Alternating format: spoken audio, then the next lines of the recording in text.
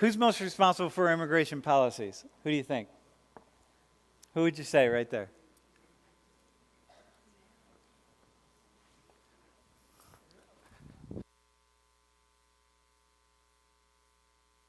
You think it's D? Yeah. What do you think, bro? You think D? What do you think, bro? It's the liberals? Those damn liberals. What do you think? What's one? D? Yeah, I don't know who it is. I think it's D mostly. My own reading of this over the years is clearly D. Why? Because I don't see any difference between A and B at all. In fact, I'm going to show you some things that show the Republicans as far more liberal and bleeding heart Republicans than the liberals. Trade unions, come on, they have no power whatsoever to make decisions about anything. And immigration, the immigration flows actually undermine trade unions. So then you got lawyers, whatever, they don't have any power either. You know, so it's business. So here, go to the next one, bro. So here's a question I have. Why don't we just close down the borders to undocumented immigration? Right? Why don't we just arrest undocumented immigrants when we see them and just send them back? Why don't we do that? Have you ever wondered that? Why don't we just go round people up? There's 10 to 11 million undocumented workers in the United States, or people, not all of them are working. Why don't we just send them back home? So here, let me show you. So here's a rally. This was, about a year ago or so in South Carolina. A rally of undocumented or illegal workers. You know how easy it would be to just round them up? Just bring the police in, just cordon off the area, and one by one just put them in handcuffs and send them back to mostly Mexico, Guatemala, Honduras, El Salvador. Very simple. Go to the next one. Here's another one in Orlando, Florida. Just send them back. Have you ever wondered why we don't do that? It seems so obvious that if you have a problem with undocumented immigration, they're all over. And they're rallying. There was one day when undocumented immigrants across the United States, this was about 14 months ago, they called for a national rally in cities all over the United States. And everyone knew it was coming. So we had plenty of time just to get the army together, whoever we needed to pull together. It was weeks in advance. And on that day, undocumented peoples rallied all over the U.S. That's where these photos came from. We did nothing. Not a single person. Not a single person was arrested. And if it happened today, not a single person would be arrested. And so the question is, why not? Why don't we do that? And so when you see that, the question should be in our minds right there is, wow, this issue must really be complicated because the solution seems so simple and people aren't following the solution and the simple solution, and therefore I must not understand what's going on.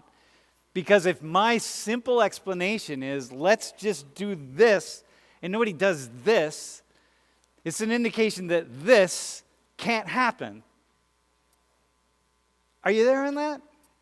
This is one thing I've learned over the years for myself. Remember last class I was talking about my ideology and how just dumb I've been over the years. And as I look back and I see all these really empty spaces in my brain and all these ways in which I just don't understand. I thought I understood, and now later I suddenly discover how complicated the world is. Well, this is one of them. So if business is running the show, obviously business must want something, and business must get something. Yeah, it gets workers.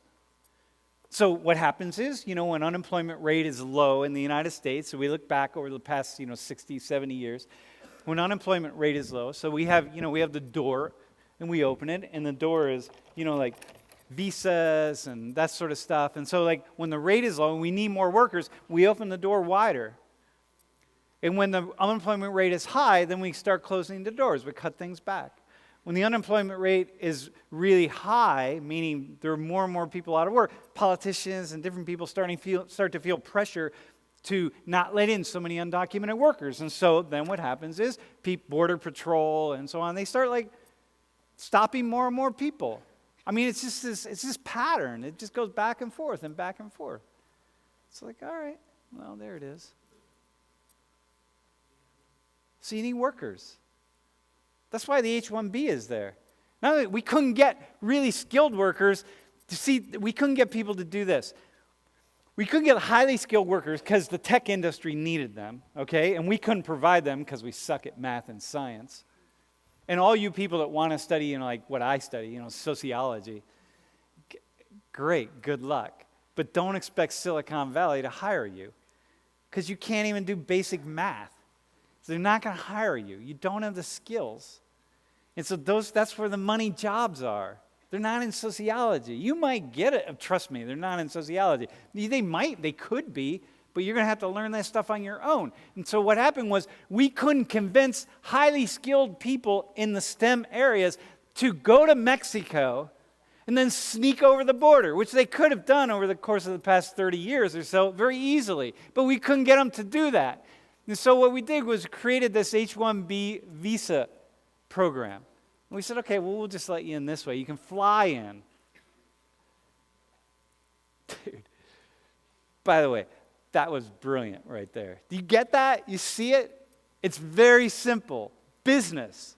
Bring us workers because Americans can't do it all. And then you got politicians turning around and talking about the evils, and I don't mean just Republicans, Democrats as well, the evils of immigration. And I'm like, business people are going, when Trump threatened to shut down the H-1B visa and really play around with it, did y'all, what happened? It was just a few weeks ago. Silicon Valley, they all got together and wrote this big long letter and said, are you out of your effing mind? You're crazy. Dumbest thing you could ever do in a million years. I mean, this is just hilariously stupid. Okay, next one. So, it's not Obama. So look at this. 2.8 million people were deported during Obama years. Just looking at deportations. Like, why don't we stop people? It says, well, because we're liberal and we don't want to. He deported a lot of people, man. George Bush deported 2 million in his 8 years, and Obama is 2.8 million. So it's not about Democrats. 91% of deportees by 2015 have been convicted of some kind of crime. Sometimes it's just a traffic ticket, but it's any number of things, right? So anyway, that's from Homeland Security. So it's not about being liberal or conservative. Obama was pretty rough on sending people back. So those of you who think Obama was this sort of bleeding heart liberal kind of guy, no, not on immigration, man. Here, let's look at the next one too. You got to watch this video. The Republicans in the room, many, maybe not you, but if your parents are Republicans, they might remember bowing down to Ronald Reagan because Ronald Reagan was like, oh my gosh, everybody had a shrine in their house and they bowed down. Ronald Reagan, the conservative god, he single-handedly brought the Republican Party back. And if it wasn't Ronald Reagan, it was George Bush. So here, watch this video. This is a debate between Ronald Reagan and George Bush. I think it was 1980 when Reagan first got elected.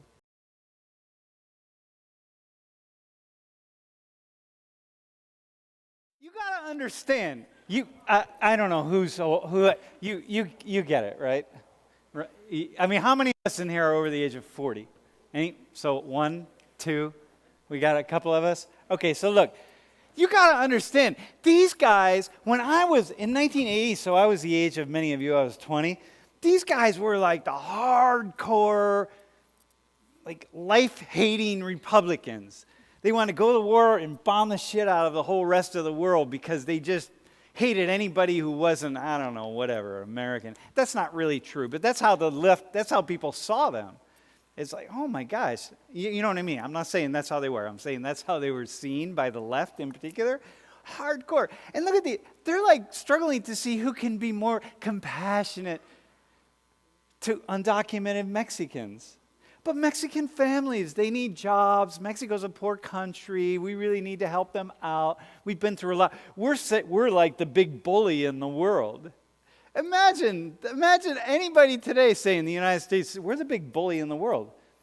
Well, we're responsible for half the world's spending on military weaponry. Of course we're the big bully. You couldn't say that. The Republican Party wouldn't even, remember when the Republicans were debating and they had, I don't know, like 30 or 40 people on the stage, more than like a George Clinton Parliament concert? And Dude, you got that right? Dude. Thanks, dog. All right.